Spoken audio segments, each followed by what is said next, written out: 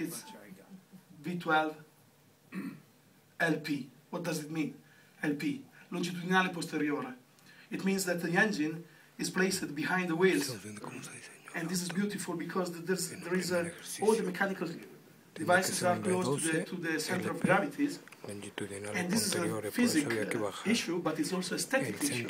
We are the only designer in the world allowed to do a silhouette, a Y0. A silhouette is the line that is running in the middle of the car. That is a very, very simple. It's a kind of single line. You can see like this. Very tensionated.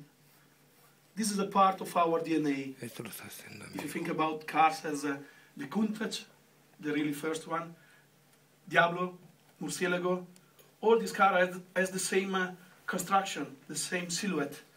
This is something that is very typical, is related to our DNA, to our heritage. And this is the starting point, very simple. After we start to describe the forms of the car with a second line that is connecting the front to the belt line, also with a fluid connection.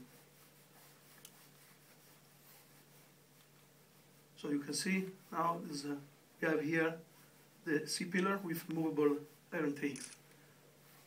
So, and this is fixing a little the upper part of the car. After a very important line, it's what we call the tornado line. This is running through the front wheelhouse, arriving to the rear. In this view, in the side view, it's very simple, but after I describe how it's complicated to do a line like this that works in the 3D. So now you can see that the car is start to be defined. All the upper part is defined by these three beautiful and simple lines. But after the design become to be a little bit more influenced by no, not a little, a lot influenced by the function. We are the lucky guys because we love cars, supercars, and we have a really impressive needing of coming from the performance. So we are forced to work to fulfill the requirement of the technicals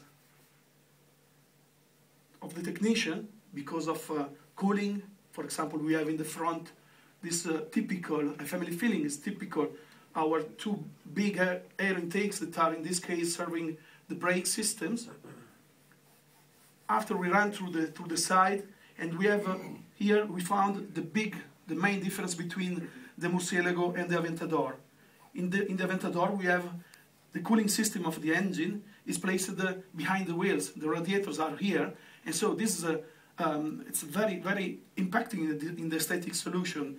We was asking to have a huge opening in the side, where normally we are asking something clean, very, very simple, to don't break the line in another time in two. So, but sometimes constraint for designers, not for stylists, but for designers become very, very important, and it's a challenge. And from this kind of constraint, we are able sometimes to find beautiful solution. So now you can see in the car, you can take a look later, we have this sculptured and sophisticated solution of the side view, of the side area. And we have a nice game of shadows, concave and convex surfaces that are playing together.